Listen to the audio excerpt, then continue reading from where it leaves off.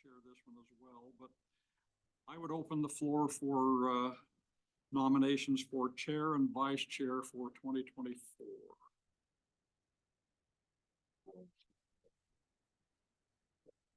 I would, Mr. Chairman, I would nominate Patricia Nielsen to be the chair. Second.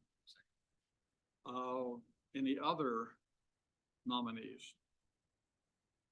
If not, I will call for unanimous consent to accept the nomination of Trish Nielsen as chair for 2024.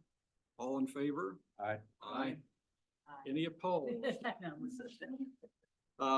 Would then ask for nominations for vice chair. I am the current vice chair. I don't know, it might be appropriate, we gave somebody else an opportunity. We have two esteemed gentlemen on the other side of the table here that, so nominations.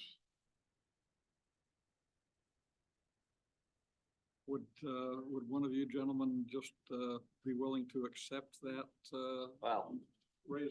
which one of you would rather do that, and I'll nominate that person? But you guys match out, you know how to match out. It sounds like we need to impose it on them rather than, yes. So nominations, please. Remind me of the two gentlemen's names. Turnip Seed and Steed. Steve? Steed, Walker Steed Okay, from Meridian. all right. I would like to nominate you to be the vice chair. I'll second. Any, It comes with all the benefits you talked about. yes, well, the vice chair doesn't get the, Doesn't get the car in the house. yeah. You can have Uh, an extra cookie. Get a bite. Extra good, extra Good, good. man. Red cookie. Well, there we go. So all in favor of electing Mr. Steed as vice chair for 2024? Aye. Aye. Any opposed? Chris, I'm gonna turn the meeting over to you. Yeah, it's such a complicated agenda. Yeah, it is. Well, can I just sit here? You can sit there. I'll just sit here. Since I just want to be able to see. All right, with that, I think the only item on the agenda, I'll just turn it over. Edinson or Megan, are you Yes. gonna give us an update on the status? Yes, so we brought a document that we're gonna pass out and then Stacy should be able to put up on the screen as well. We have worked with Kittleson to prepare this graphic that we're hoping is just kind of an overview of the impact fee ordinance update process and what the CIP is, what the law says. We've shown this to the commissioners and now we wanted to show it to the CICAC. And we'll walk through it together. And then if you have any feedback for us, also please let us know after the presentation or let Stacy know at any point in the future. Stacy, what's the best place for Edinson and I to present from? So we're So right there is on the camera, it's the horseshoe is all fitting in and just Okay. making sure that you talking to Microphone. okay. Perfect. Perfect. Edinson, do you want to sit on that side of the microphone maybe? Okay.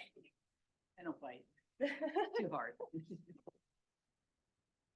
All right, so I will start walking through the document and then Edinson will jump in as well when I get to his part. And just to show you the layout, we're just gonna kind of snake through. So we'll start at the top of this first page and then we'll open up and go over the inside.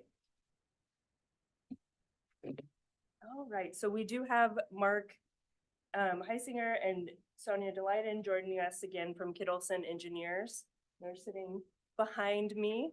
So if you have any questions that we need to throw to them, they're available as well as Edinson and I.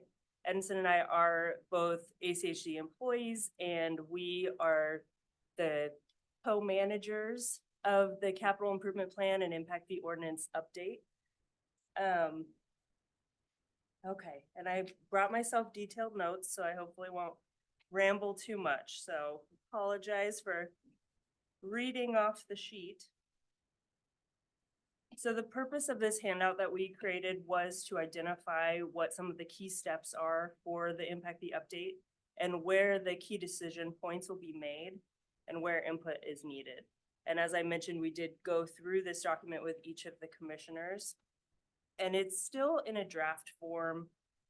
There's some acronyms we need to make sure we define and things like that before it is ready for a general audience.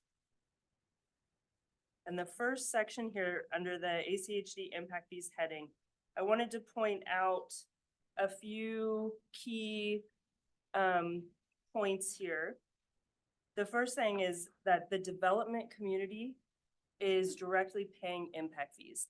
These fees are paid by individual developers, not by the cities or the county directly.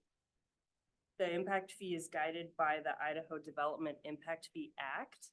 And we did include on the back of this sheet here, a few of the key areas from the act. So this obviously is not the entire language of the act, but just some of the things that are really critical as we go through the update. And the purpose of an impact fee is to maintain the current level of service that existing residents and businesses have already funded or built through their own impact fee payments in the past, or property taxes and other revenue sources. And that level of service is defined as the measure of the current capacity and the current demand. So our goal is to have growth pay for growth. If we had new growth that was approved by the land use agencies, but ACHD didn't make any improvements to our existing storm and road facilities, what would happen in real time is that level of service that we provide today would drop. So that what that might look like is more congestion, longer commutes, rural county roads that are serving an urbanized area. So that's what the goal of the impact fee is to have revenue come in from each of those developments to help us make the growth related improvements that will try to address that drop in the level of service. And the other thing I wanted to point out here is you can see here that in the past 5 years, 18% of ACHD's revenue, which is an average of 24 million per year, has come from impact fees. So it is a significant revenue source. It's not our only revenue source, but it's got a pretty decent impact there. Then at the bottom of the page here, we kind of show where the CIP fits with the other planning documents that have been created by ACHD. In order to charge an impact fee, we have to develop a CIP in accordance with the law. And the CIP is a long-range planning document that's guided by the Idaho Development Impact Fee Act. The planning horizon for the CIP is identifying new projects needed to address growth over a 20-year horizon. So that's some of the background there, and I'll shoot it over to Edinson. Thank you, Megan. I'm sorry for my voice. Hopefully it's doesn't fade out over time, but we'll see how it goes. So like Megan was mentioning, the capital improvement plan, it's one of those tools that we have within the agency to be able to collect and use what it's called the impact fees, correct? So, but besides that, the CIP, it's also a tool that we use, a planning tool that we use within the agency to identify where those future roadways needs are gonna appear in the next 20 years. And this is based on the growth that's expected to happen within the Ada County. These projects overall, and we show in this graph how it's displayed within the district and in coordination with other partner agencies. But ultimately, these projects are going to be programmed and evaluated as part of the integrated five-year plan. And highlighting that graphic that you see there, we'll dive in a little bit more into them as we go inside the document here in the next page. So if you open the the handout, you will see a breakdown of the steps that we follow for the update and the development of the Impact Fee CIP process. But before we start with this, we wanted to highlight what are the foundations of the CIP, because for every update, there's already a lot of work that takes in place to do the analysis. And in here, we start with the Idaho legislature, with the Idaho Development Impact Fee Act. This is one of the main sources that set the rules and set the legal requirements that we need to follow before the development, that we need to follow as we develop and update our impact fee and CIP documents in general. So like Megan was mentioning, we highlighted some of those legal requirements that then we will tie them into each one of the steps that you see on this graphic on the bottom. But then moving to the right of the handout, we wanted to emphasize the work that our partner agencies do, the land use, the cities, the county, and the MPOs, because the work they do is mainly focused on setting what those land use assumptions that we will use to develop the impact fee and land use. This is done through the cities update of their comprehensive plans, their approval of development that goes in front of them, and many more work that they do, as well as their work with the demographic advisory work group that's owned and maintained by Compass.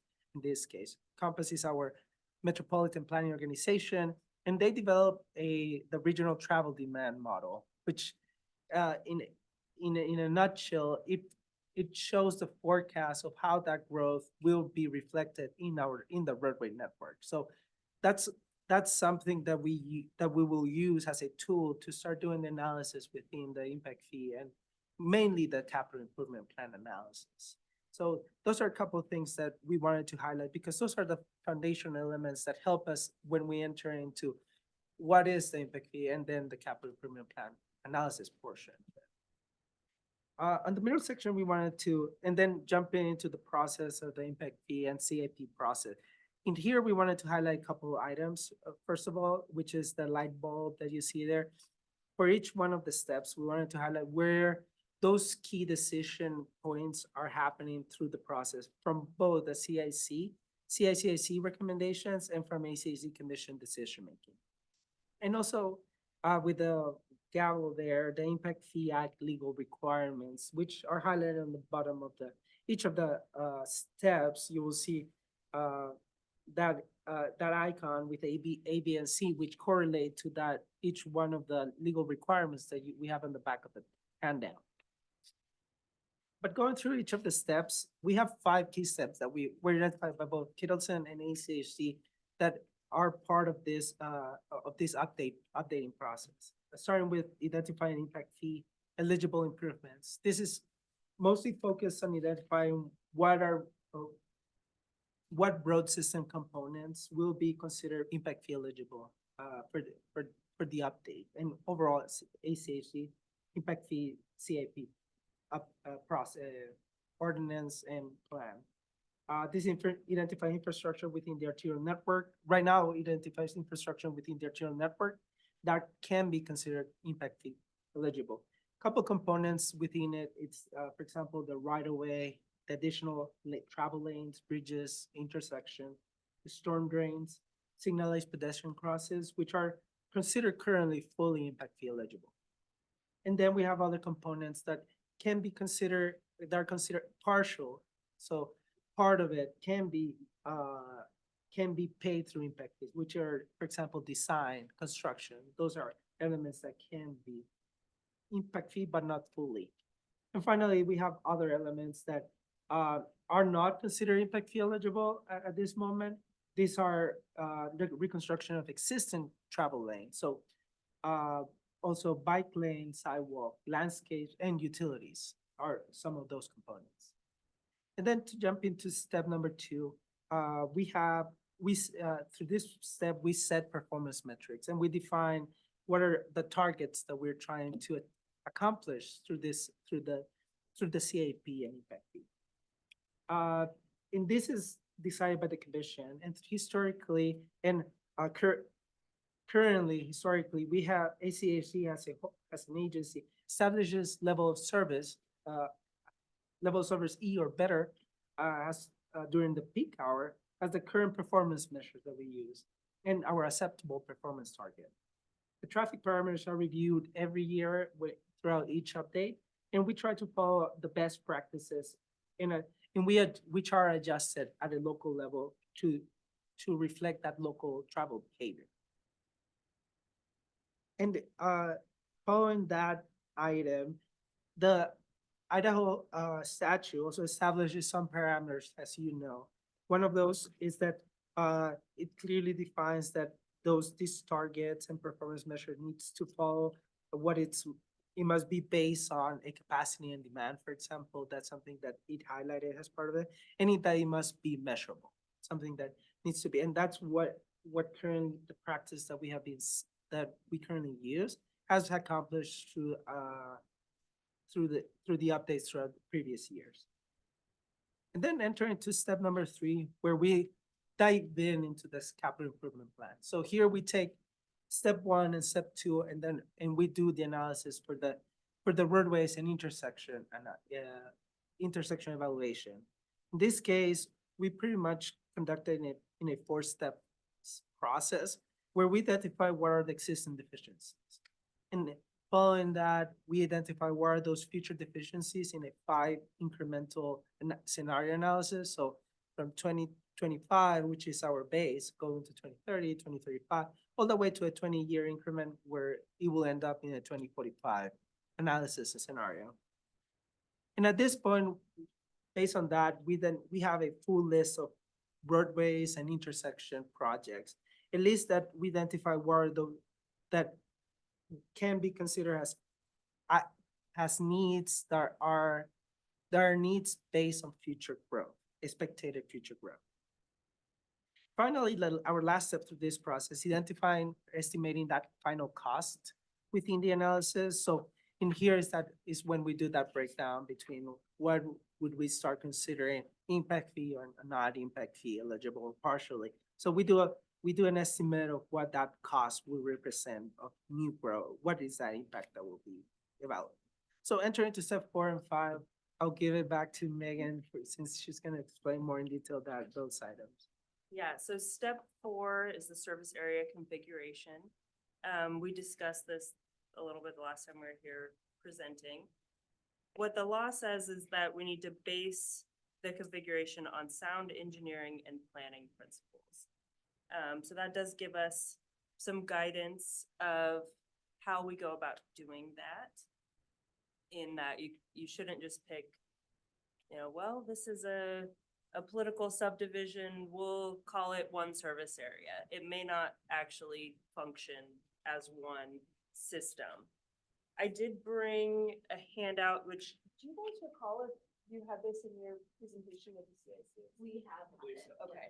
Yeah, would you? Thank you. So just to show the replica data that we have shown previously in Mark and Sonia's presentation, just as a quick overview of the service area. In recent CIPs, we have used a single countywide service area to reflect the regional travel demand patterns that we have seen from the data that's been collected in the past for CIPs. So one example of that data is this type of a handout here, where it shows each of the cities and the unincorporated Ada County. It shows that they all average 9.3 miles of travel for a trip length. May I interrupt with one quick Yeah. question? Absolutely. Is a trip length one way or round trip? In our ordinance, we're looking at one-way travel. Mark or Sonia, can you speak to whether this is a one-way trip? It's a one. Okay, yes, so we're looking at a one-way trip. And if you look at each individual city, you'll see Garden City is a little shorter. They're a little over 8 miles. Star is a little longer. It looks like they're maybe around 11 miles. But they don't fall too far from that trend line there. And then on the left-hand side here, you can see internal trips versus external trips. So did the entire trip stay within the city that it originated from. Were they just driving 9 miles around Meridian and not crossing into any other cities or the county? Or were they driving from Meridian to downtown Boise, for example? Megan, one thing, and hopefully the mic can pick me up here, one thing I'll add about this, so this was replica data we pulled prior to the last CICAC meeting at the end of November. Based on some comments that we had at that meeting, as well as comments that we had from the commission when we went there, we are taking a more refined look at this now. So this was sort of countywide data that we pulled. We are now going down to the level of like census tract to see if there's a more refined difference between travel patterns at that level. So that's information that we will come back to this group and the commission later. But just wanted to preview that for you to let you know, this isn't the data that we've settled on. We are looking at it in more detail as well. While we're on it, I have a, I don't know, I guess I'll call it a contribution. And it's sort of, the way we do it here, it's sort of irrelevant, I think. But when you look on the back at the Development Impact Fee Act for number E, and it has to do with this, impact fees can only be spent in the service area in which they are collected. As I recall, and correct me if I'm wrong, actually, when we had multiple service areas, I think there's a provision in there that you could spend money on a link between the two that wasn't necessarily in service area. Since we only have one service area, it's sort of irrelevant. But Yeah, for right now, I think yeah. that in the act itself, if we were to have multiple, there's a provision. Yeah, so generally when you have multiple service areas and you have a project that's crossing more than one service area, you'll have to look at it to figure out, is 30% of it happening in Garden City and 70 in Boise, to try to allocate that correctly. It does get more complicated the more service areas you have. That's right. You also run into interfund loans that may be necessary if you have a project that you wanted to do in a certain year in one service area and they haven't collected impact fees. If there's a timing difference between when the project is programmed and when impact fees have been collected to cover the cost of that project, you either have to push the project back or you have to borrow those funds from either the general fund or another impact fee service area fund. So there are some complexities that we'll need to get into if we move back towards multiple service areas. We do point out on this sheet that we have had a single service area since 2013, and the average trip length used in our current ordinance is 6.17 miles. And you'll notice that's quite a bit shorter than this 9.3 miles. Part of that is because this is newer data. And another factor is for the impact fee, we can only use arterial roadways. So we need to take out any trips on state highways or on other classifications of roads, like our collector roads and our local roads. So that's So part of. 9.3 going to be the recommended? No, 9.3 was just from the date that this data was pulled for Kittleson's presentation. And we're also comparing different data sources as well. So there's replica data and then there's data that Compass has prepared. And so we don't know at this point what the new trip length will be. And that will depend too on if we move towards multiple service areas. Each service area will have its own trip length that could be the same or roughly the same, or it could be vastly different. That's still yet to be determined. Yeah. Yeah, this might be for Sonia. So I'll just ask a question Yeah. and maybe you answer it the simplest way possible. But so to give me some context for trip length, if you're driving, say, from Star to Boise, is that a Star trip or is that a Boise trip in the context of this trip length? Is it based on the Origin. Is it the origin? I believe we base it on the origin. But if Okay. you look at the That's what data it- side by yeah. side, it'll be very similar to origin destination, just for how it averages. Okay. Thanks. One thing I would like to add to the average trip length is, by, even though 9.3 is not the value that we're recommending, we're expecting to see a higher value than that 6.17 miles. Just because how Ada County is growing, where's that growth is happening. So, so historically has been focused like in the city of Boise in the past, but now we're seeing a lot of growth and expected growth, like in the area of Star, Cuna, Meridian, still growing in that. So the trips are still continuing to increase in that way. So if we continue as a single service area, certainly that number, that 6.17 that we see on the graphic, will continue to increase.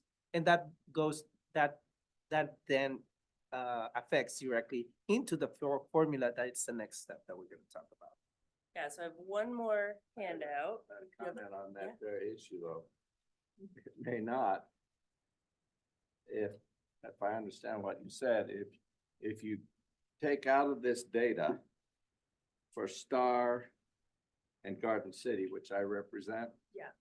If you take out trips that are on state highways and only count trips that are on arterials, then those, I would predict that Garden City and Star will actually go down. It'll be less because I believe that in Star and Garden City, the majority of trips that people take are on state highways. Yeah, Just and because, and so that Yeah. will operate in the other direction. It will operate to reduce the trip length. yes, Yeah, because, State Street, Chendon, yeah, I-84, Yeah. are all state highways.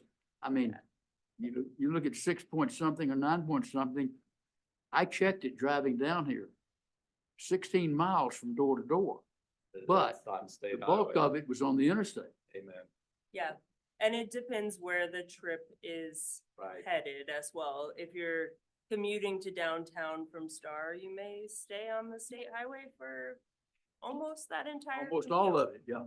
But it includes all types of trips, so there are other destinations where that's part of why we look at it as an average and not individual travel patterns of each resident, because there's variability depending on the day of the week. I drive different places on the weekdays when I'm headed to work than I do on the weekends when I'm having free time, so that is something that all factors into it.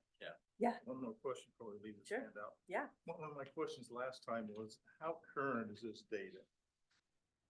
And that was from September of 2023. It says think it's the weekdays, spring. spring. Oh, spring, sorry. Yes. September was when we pulled it. So about a but- year. Yeah, And how often do you look at this? Look at the trip length in general? So historically, ACHD has, I guess, historically, the trip length has changed as part of the calculation once every 4 years when the CIP is updated. Right now that we're in an update process, like I mentioned, we're going back to revisit this information right now. So we can look at it as recently as Replica has data available, and they summarize it, I think, once every few months. Probably once a quarter, but in terms of it feeding into the calculation, that happens every time the CIP is updated, which is every quarter. yes. You may want, Passing that. Thank you. you may want to asterisk the trip length. We're beating on trip length pretty good. You may want to asterisk with non-state highway one Yeah. way.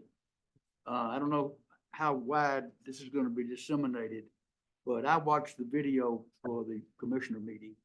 And that was the first question that came up to my mind. What do they mean 6.3? So it makes a lot more sense when it's explained as non-state highway, one way. Yep. Okay. That's Perfect. great feedback. Based Yes. on origin. Based on their. And we welcome any feedback you guys have to this graphic, because we do want to make sure that it is useful and that you don't have to have a experience reading the state code and to try to, it's a lot of information, but as many comments as you have, please provide them and send them to Stacy if you have them after the meeting as well. We would love to hear them. And the handout is meant to be sort of introductory in that sense, to kind of open those questions, for example, and then open up to explore more of what's really happening through the process. So thank you for that. So the last thing we're gonna look at here is the traffic impact fee schedule. How do we take what's in the CIP and put it into a schedule that is that's adopted with our impact fee ordinance? And how that actually translates to when you're building a certain development. So on this handout that you all just received, I've highlighted just 5 different fee categories from our current impact fee ordinance. So the first one is single family detached. So that is the thing you think of with a normal home development. It's a single home. It's not attached to anything else. For this category, it doesn't matter how large that home is. They take an average of all single-family detached dwellings. And that first column there, you'll see the ITE code. So this is the Institute for Transportation Engineers Trip Generation Manual. If any of you watched Christy Little's presentation to the commission on April 10th, my team brought our set of the current ITE manuals. It's like, I think there's 4 books. It's about this tall. And you can flip through the pages and see survey data that has been done across the country for different land use types. And we pull from that this peak PM hour, the second number in the column here. So for a single family detached home, a one-way trip during the peak PM hour, the number that uses 0.47. And the next column is the pass-by trips. That varies depending on what type of a land use it is. And an example that I'll give there is your pass-by trip might be less than 1 if you are a convenience store at a gas station, for example. People are probably not leaving their home most of the time to go straight to the convenience store and come straight back to their home. They're probably driving by on their way to work or somewhere else and saying, oh, my gas is kind of low. I'm going to pull in and grab gas, or, oh, I'm going to get a drink. I want a fountain soda. But it's not usually the destination of your trip. So that's what that number is. And the average trip length, the 6.17, that is generally used for all land use types. But there is shopping center on here where the trip length varies. Network adjustment, that's how much of the time are they on ACHD arterial roads. And then the vehicle miles traveled costs, that number, the $2,579, that is what comes directly from the CIP. So we've taken the entire list of the 20-year projects, the proportion of each of those projects that is impact fee eligible, and that spits out a number here, which for the last CIP was $2,579 per vehicle mile traveled. All of those numbers are multiplied together and you get the impact fee for that unit. So that single family detached home, the current fee that we assess for that is $3,493 per home. And that is a flat fee. On the non-residential side, the fee is generally per 1,000 square feet.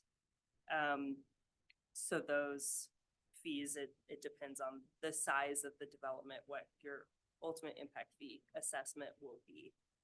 Christy did go into really good detail on all of that from that April 10th commission meeting. So if you have questions on that, it can be its own long presentation. So that is a great place to start, and you're welcome to reach out to Edison and I as well if you have more follow-up questions on that, but we didn't want to turn this into a 3-hour meeting for you all. A really quick one on your Yeah. multifamily housing. Yes, Is that $1,449 per living unit? yes. Okay, And there so are- a fourplex would be 4 times that. This is for mid-rise housing of 4 to 10 floors. So there's actually multiple categories for the multi-use. I just chose one as an example. But it's per That's living one unit. It is per unit, yes, Thank you. but is for 4 to 10 floors. I think that's what we wanted to walk through. Did we miss anything, Edinson? Well, and the last thing I would add is that certainly these are the key major steps that we see through this process. There are many details that that goes into place that are beyond or are explained in detail through the ordinance that, yeah, we make sure that it's consistent with our current practice and the planning process and what we are required to follow from the Idaho Development Impact Fee Act, correct? So from that perspective, we certainly, one of the things that we want to certainly emphasize as part of this is that the impact fee and CIP is not just an ACHD document per se. It's tied to a more comprehensive document like the one that is adopted or resolution as part of the Idaho statute. So certainly there's many things that we can be flexible with, but at the same time, there are many things that we need to follow based on the guidance of the Idaho statute. So with that said, if there's any questions, we're more than happy to answer them at this point. Sure. I'm assuming though that now that this information has been presented, and I did not watch the meeting the other night, I should have, I suppose. What seems to be the direction forthcoming from the commission? Have they given direction on where this intends to go? And are we headed back toward multiple service areas? Because when you look at that number, you almost can't charge anybody in Garden City an impact fee because they're not going anywhere. Since they're on a state highway or an arterial. 79% of the Garden City trips are external Yeah, trips. I understand yes. that. That was a facetious statement, but we had a lot of discussion the last time we met about multiple service areas, that we've been on for 10 years now with the single. What's the direction? Has there been some? Madam Chair, Yeah. sorry, I missed your name. What's Mike Uh, Wardle? Mike Portal? Yeah, that's a great question. Right now, the commission asked us to come back to them with the topics that we presented last time, especially the service area conversation, to present to them what that analysis would look like from the different scenario, different multiple service area scenario. So they want to see how it compares. What are the examples or what would the current system look like in the multiple service areas? So certainly there's having conversation. One direction, the main direction is that following the statute, it has to be with what is it called? Planning and sound engineering and planning principles. So that's why we're diving in back to the data to make sure that the elements or the proposals that we are presenting to the commission make sense within the behavior that currently we're seeing in Ada County. Certainly, single service area has worked great for ACHD, but the commission want to see what other options are out there. We haven't defined what that looked like. We're currently working on it with our Kittleton's working on it right now, and that's why we're diving in more into the data to see what that looks like. Do you remember the date that we're targeting? So, what is going to happen, so the commission really was interested in more detailed data for each of these topic areas, even more detailed than we went into at the CICAC meeting. And so we're starting with service area, and we're actually going to have two work sessions with the commission.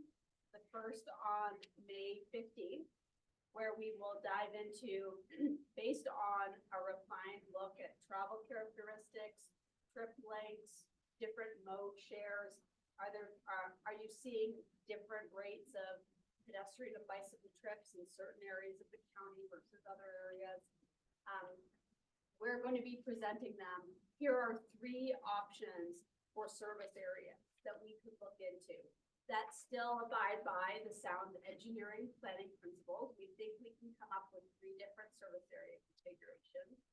And so we'll be presenting that to the commission on May 15th to get their buy-in that, yes, these are the 3 scenarios that we agree make sense. And will provide us enough comparison before we can provide a direction on which one we want to go with.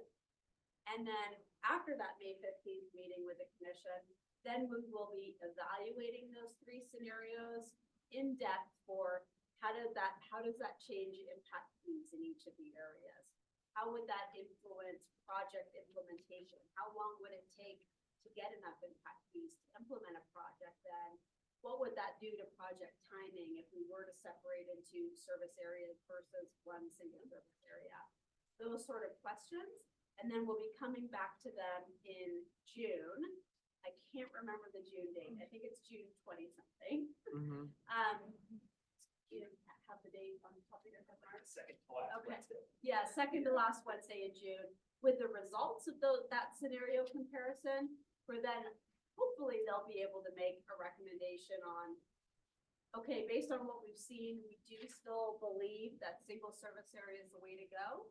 Or they may make the decision based on what we provide back to them that a multiple service area model works best and here's what we want to see.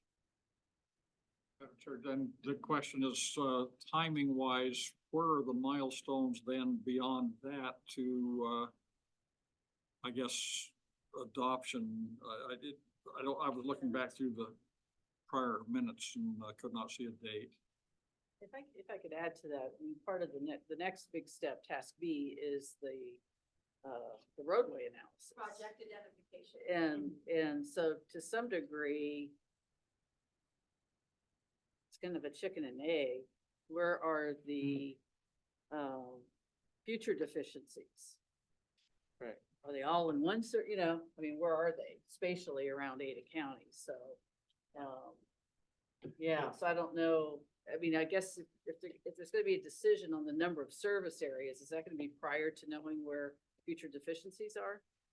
So, Is that, Kind of- yeah. yeah, Madam Chair, certainly that's a great Yeah. question. And so certainly that extra conversations are currently happening. Certainly Okay. it has moved the dates a little bit longer. So right now, our date before, it was aiming towards the fall this year for adoption, but because of the extra analysis and the extra work that we need to do, certainly that will move to next year.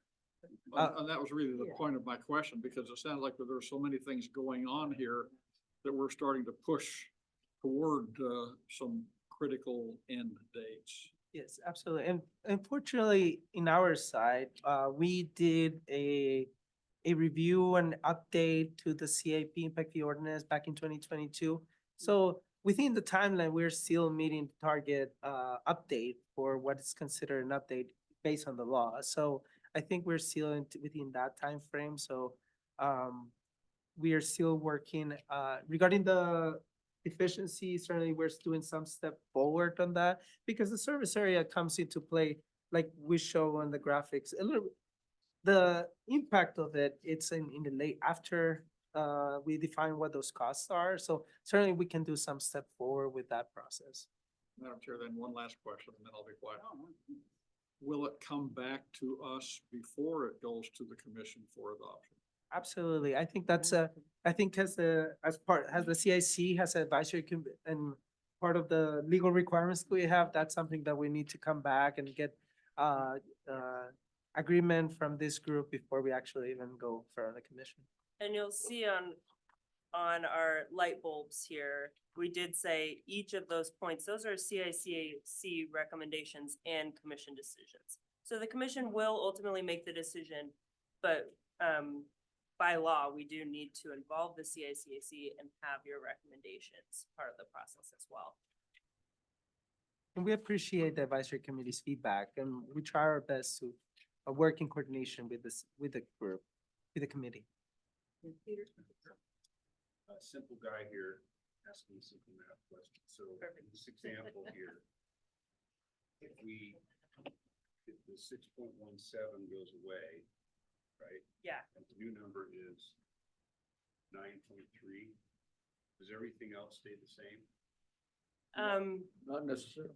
Yeah, so the variables here are the peak PM, that comes from the IT trip generation manual. So anytime there's an update, which is approximately every 5 years, I believe, they don't have it set in stone, but whenever there's an update, we use the latest manual available.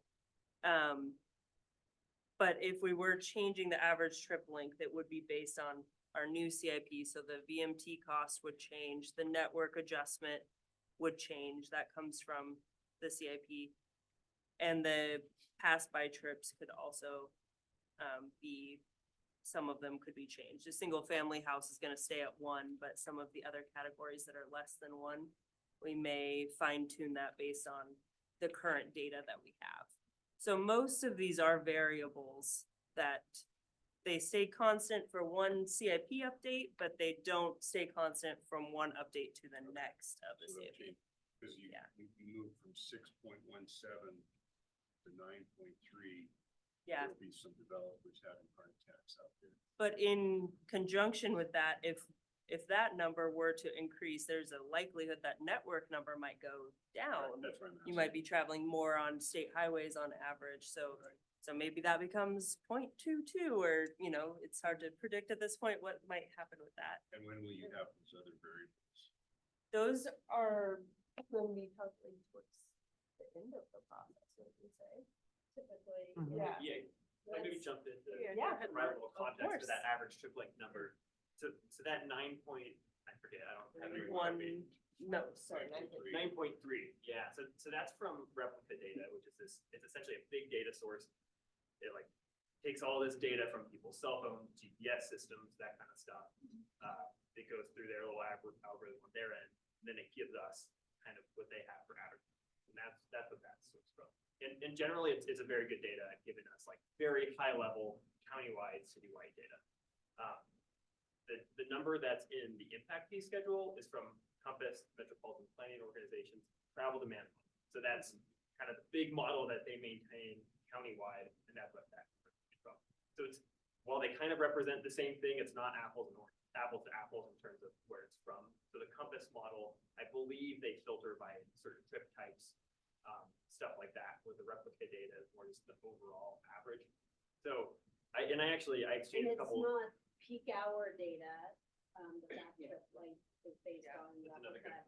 It's Yeah. really, and really, sorry, not to cut you off, but the purpose of presenting that 9.3 average to you and what each city we were seeing was really a first screening, and do we see dramatic differences across the county? Are people in Boise only driving 4 miles on average, where people in Star are driving 9? Or Garden City are only driving 2 and other people are driving more? Because we wanted to make, part of this engineering principles, if we see an area in the county that has significantly different trip making patterns than the other areas, that is a call to say they should be paying different impact fees, whether it's higher or lower. And so this was our first screening to provide information to this group on whether or not we were seeing that. And like I said, it was a first screening. The commission definitely wanted more detailed data, which is what we're doing now. Is there anything else you wanted to add?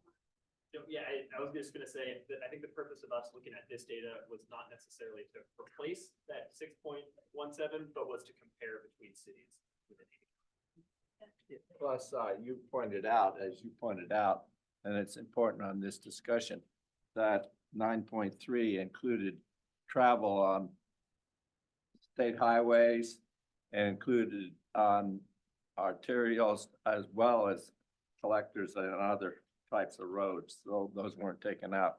That would really impact it on it.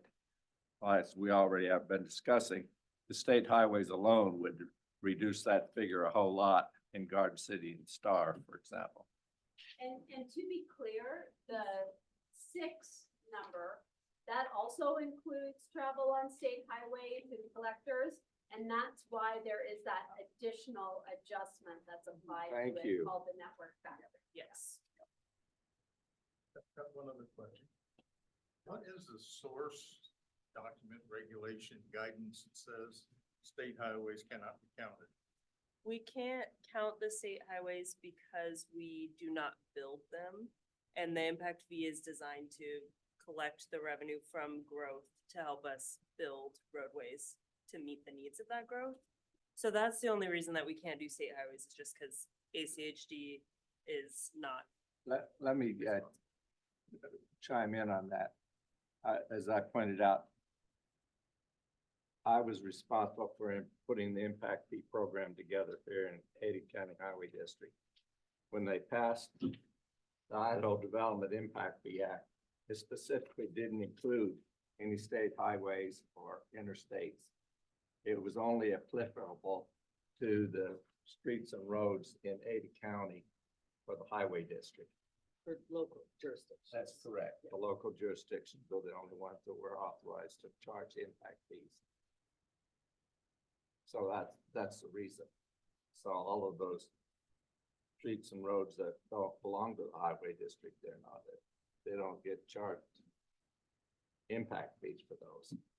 Even though geographically, cities like ours are stuck. Even so, yeah, if you did to it, then the money, it would have to go to ITD.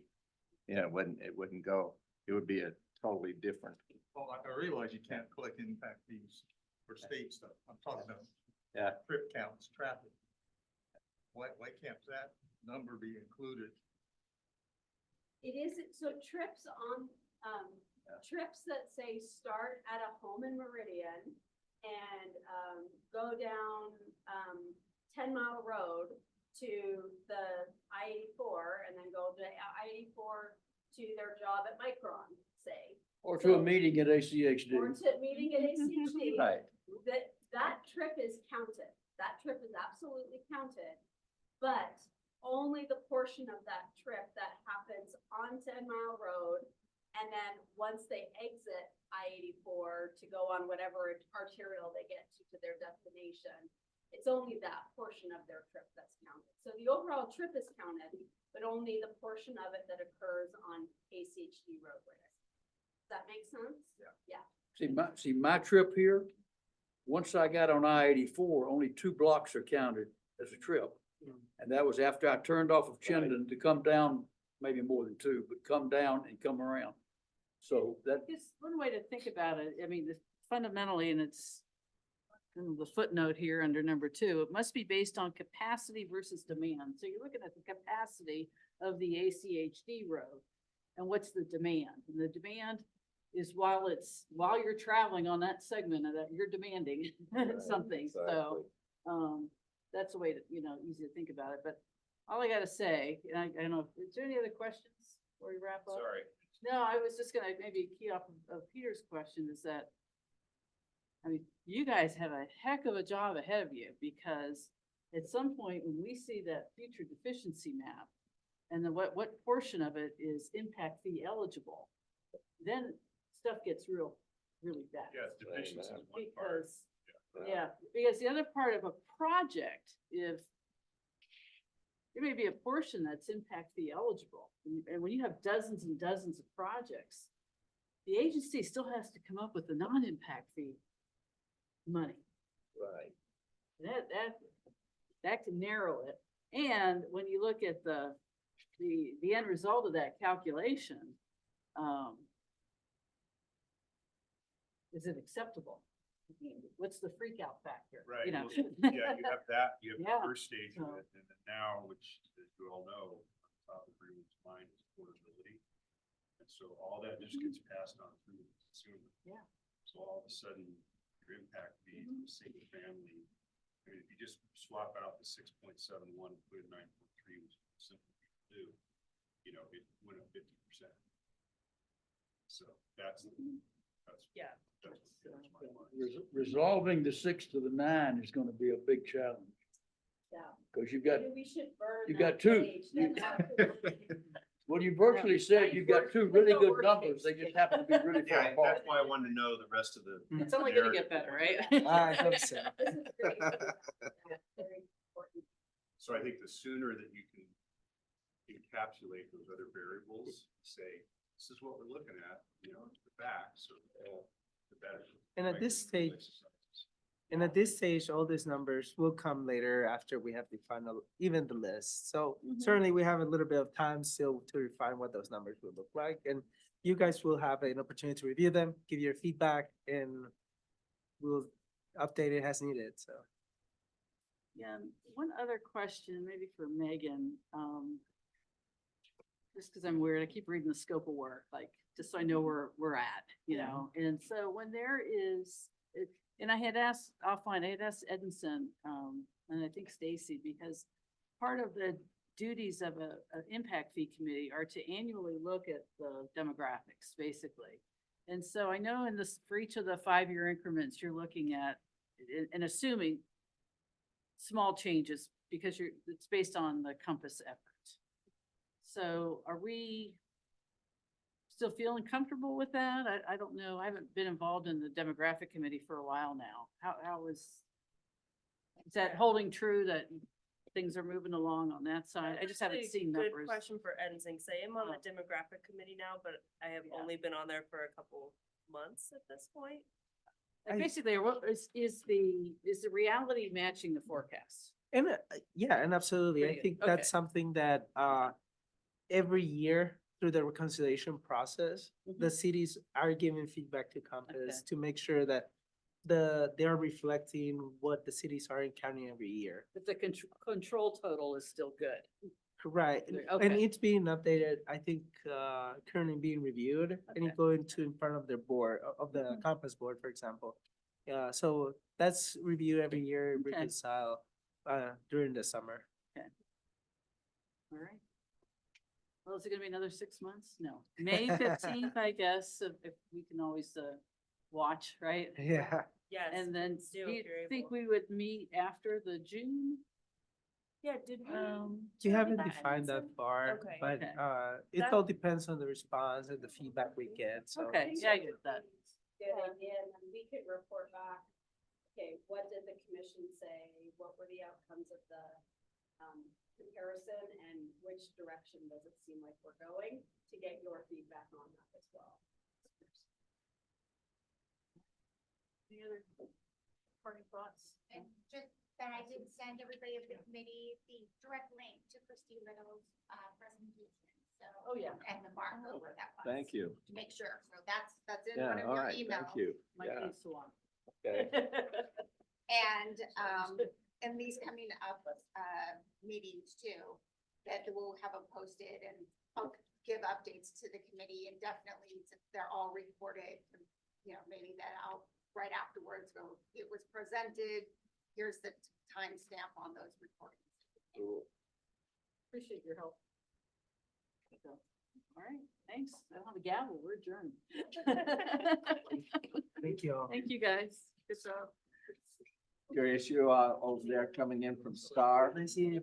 Nice seeing you. Meridian. You came in from Meridian, and I live at the Plantation Golf Course. Cena and I barely called got Group its, 12. So lettering. today, I came here on stage. You know, when you come to that group, the history. So, Coordinate I with probably- us on, But look categories at that- 3.1. Oh, here, got it. On It's in the Southeast neighborhood association. I went out by D&B. You know, whether they've done the past. On the Glenwood. They had. Jim secretary that had- and then came that's here. I went helpful. on She 3 actually had miles us on step down. Yeah. so you're the chair there too? No, So no, what just, we Less could than do is, a mile. some of these projects that Probably are. ACHD. Basically, nobody else. I mean, you know, report back. And so for the 5-year. The amount of that that's. It's like, what are Depends on how they're getting their data. Yeah. So I had a little list of projects It's a from difficult the question. 5-year. And it impacts on